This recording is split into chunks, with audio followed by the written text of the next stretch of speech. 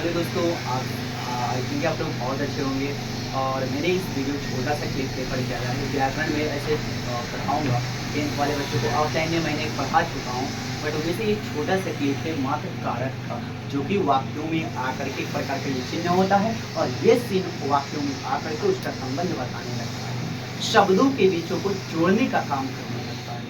और जोड़ता ही नहीं, जोड़ने के साथ जिस प्रकार से प्रीपोजिशन कार्य करता है उसी प्रकार से ठीक हमारा ये कारक होता है। ओरिजिनल में प्रीपोजिशन ही है, जैसे इंग्लिश में हम लोग बात करते हैं। इस संज्ञा या सर्वनामों को क्या करेगा, क्रिया से संबंध बताएगा। तो किसे, क्रिया से, जन्म में नमे पाई ना हो, है ना। जब भी आप विभक्ति को लिखते हैं तो जब भी आप कारक को लिखें तो विभक्ति एवं का पुत्र क्यों करेंगे, शांति से सुनो, देखते रहो दोस्तों। इसमें क्या होता है कि यहाँ पढ़ने से कोई फायदा नहीं होता है, लिखने से कोई फायदा नहीं होता, याद करने से भी कोई फायदा होता ही नहीं। इसका यूज करने से फायदा होता है। क्वेश्चन कैसे पूछा जाता है मैं वो भी बताऊंगा, ठीक है। अभी थोड़ी सी हमारे पास बच्चे हैं इसलिए ऑफलाइन चल रही है, उसमें प्रॉब्लम होता है। Thank you very much. मिलते हैं दोस्तों। मैंने क्या बताया कि इस कारक को संबंध बताने वाले चिन्हों को संज्ञा या सर्वनाम में क्रिया से बताएगा, क्रिया से, ठीक है।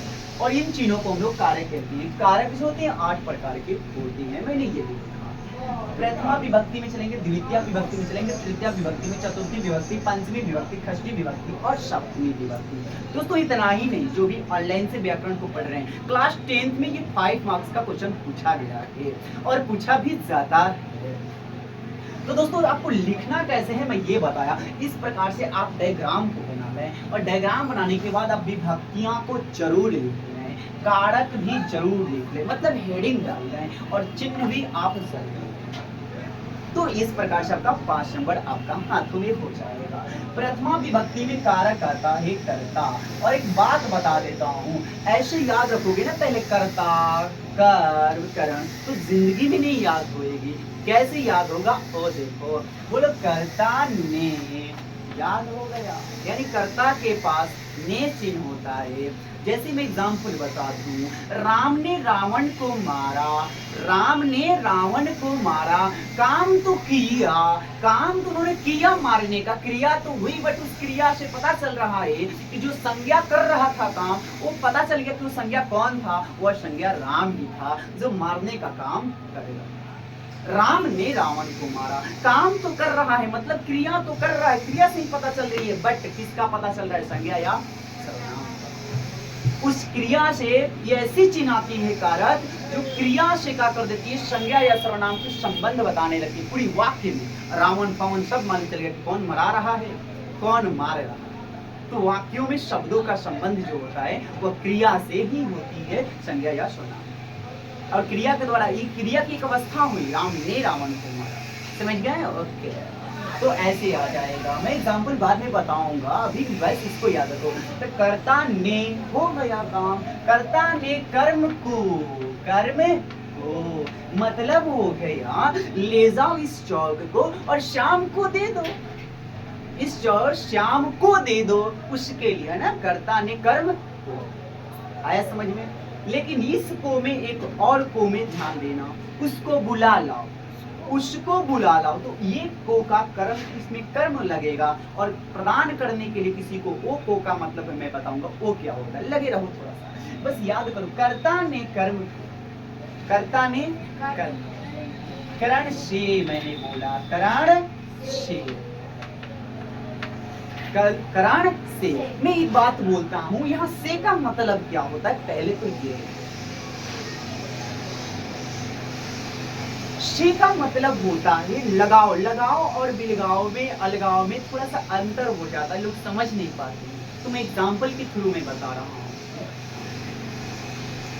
वह कलम से लिखता तो है, तो क्या उसके हाथों से कलम छूट जाएगा, नहीं। कलम जब तक रहेगी उसके हाथों में तब तक ही लिखाएगा। यानी से का मतलब हो गया सटा हुआ, क्या हुआ, सटा हुआ, उसमें लगा रहेगा, उसके साथ लगा रहेगा, इसीलिए लिखा जाता है लगाओ रहेगा। लो मैंने लिखा, या सटा हुआ भी लिख सकते हैं, कोई दिक्कत नहीं है, बट एक हर बुक में आपको यही लिखा रहेगा लगाओ, इसलिए मैंने लगाओ लिखा, बस उससे लगाओ रहेगा। मैं चौक से लिख रहा हूँ, मैं चौक से,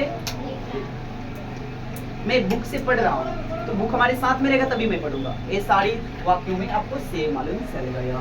आइए चलते हैं। तो कर्ता ने कर्म को करण से, अब चलते हैं संप्रदान।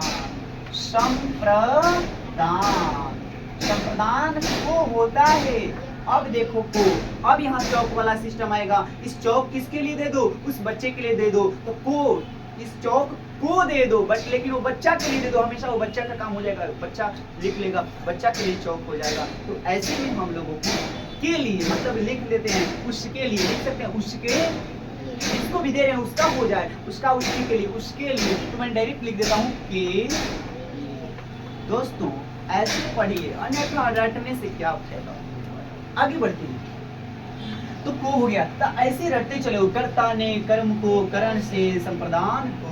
और एक बात बताता हूँ, इसमें देखो ना, संप्रदान, दान करो ना यार, तो जिसको दान दे देते हो उसी के लिए तो हो जाता, वो घर पर अपना चल जाता, झोली वोली बांध के। संप्रदान में दान दिया जाएगा, उसी के लिए हो जाएगा संप्रदान। तो कर्ता ने कर्म को करण से संप्रदान को के, संप्रदान। अब बताओ अपादान, अपादान, इसमें विषय है, लेकिन ध्यान देना, अपादान, दान नहीं हो रहा है, अपादान हो रहा है, मतलब जो दान हो रहा है बिल्कुल का हो रहा है, अलग हो रहा है। आइए अलग हो रहा है, अ से अलग रखें, आप ठीक क्या रखें, अलग। तो अपादान से तो हो रहा है बट अलग हो रहा है, मैं लिख दूं अलग, या अ लगाव है, लगाव है, एक ही बात, माने लगाव नहीं रहेगा। जैसे देखो एक पेड़ है और पेड़वा से पत्ती गिर रही है, पेड़ से पत्ती गिर रही है, पेड़ बेचारा ओइजे टाकल है टुकुर टुकुर, अब पत्ती बेचारी पर पेड़ को छोड़ करके नीचे आ गई, उसको छोड़ करके। राम के तीर से धनुष निकल गया, मतलब क्या, तीर अलग धनुष, तो से का मतलब हो गया अलग, क्या हो गया, अलग। तो अलग में जब होगा तो अपादान, अ से अलग अपादान, अ से अलग अपादान। आपको ऐसे समझ में आ जाएगा।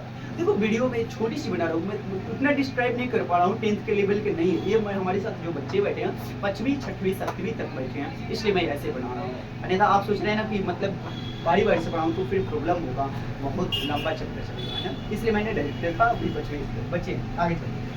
तो दोस्तों रटियाओ, कर्ता ने कर्म को करण से लगाओ, अपादान संप्रदान को के लिए अपादान से अलग आओ। अब बता दो, कौन बताएगा, अधिकरण, चाहे संबोधन है डाल दो, संबंध का के की, संबंध डालो पहले, संबंध का के की तो बहुत समझ में आता होगा, राम की, राम का, उसका भाई, उसकी भाई, है ना, का के तो समझ लीजिएगा, संबंध का के की, अधिकरण, अधिकरण, अधिकरण का मतलब होता है ओरिजिनल में केवल में आता है, याद रखिएगा, केवल में आता है, और अगर अपर आता है बस, लेकिन लोग लिखते हैं में, पे, पर, पे का मतलब होता है प, जैसे ना कोई भोजपुरी बोलता है कि छत पर पापा तबान है, जाना लेके क्या हुआ, तो प आया, क्या आया, प आया, अरे बबुआ छतवे पर बाटे उठा कर ले आवा, ना तो गिर जाए नीचे, तो प होता है। लेकिन लोग कहीं कहीं मगहिया में बोल देते हैं छतवा पे है,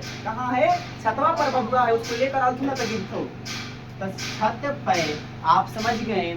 और हिंदी में इसको, इसी चीज को हिंदी में पर बोलते हैं, क्या बोलते हैं, पर बोलते हैं। जैसे मैंने बोला मेरे पिताजी छत पर हैं, मेरे पिताजी छत पर हैं, मेरा एक बिल्ली टेबल पर है, सेव जो है टेबल के ऊपर है, के ऊपर भी। तो ऐसे संबंधों के लिए हम लोग मालूम चल जाता है कि अधिकरण कारक है। पूरे आगे चलते हैं। लास्ट आता है संबोधन। दोस्तों संबोधन, ज्यादा वीडियो लंबा हो जाएगी इसलिए मैं थोड़ा सा क्लिप को जल्दी खत्म करने वाला हूँ। संबोधन का मतलब होता है किसके साथ कैसे बोले। हाँ नहीं आ रहा है, अच्छा कोई बात नहीं, यहाँ तक आ रहा है। तो लास्ट में भैया अधिकरण नहीं जो वहाँ आ रहा है तो अधिकरण लिख लो, अधिकरण के बाद संबोधन लिख देना, संबोधन आ रहा है। संबोधन का हम सलाह देखो भाग अच्छी है। संबोधन में क्या होता है, ध्यान देना, किसके साथ कैसे बोलते हैं। अब बताओ पापा जी को बोलोगे ना, पापा जी, तो लिख लो ना भैया जी।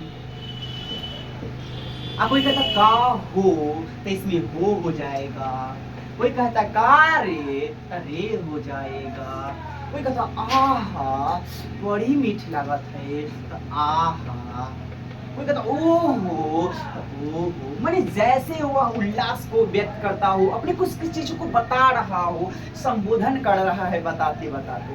अरे मयूरी बोलता है, नाच हो जाता है तो बोलता है सिटी हुआ हुर्रे, मतलब उतना डिस्क्राइब नहीं करूंगा, देखो वीडियो है ना, बाद में पढ़ाऊंगा आप लोगों को 10th वाले को आगे चल के। तो अब बाबू आप लोगों ने समझ गया होगा कि संबोधन क्या होता है। संबोधन का मतलब किसके साथ कैसा व्यवहार आप लोग करते हैं। हाँ जी हो रे, आहा ओहा हो रे, ठीक है, उड़े भी हो जाएगा, ओ हो जाएगा, दर्द जैसे होता है ओहो, दर्द होता है ना, ऐसे करके हमको संबोधन ये सब करते हैं। क्या करते हैं? संबोधन। तो दोस्तों आपको वीडियो कैसा लगा? अगर वीडियो आपको अच्छी लगी होगी तो लाइक कर दीजिएगा, और सब्सक्राइब करते हैं तो क्लिक करना। Thank you very much. फिर मिलते हैं किसी नेक्स्ट वीडियो में, तब तक के लिए जय हिंद, जय भारत।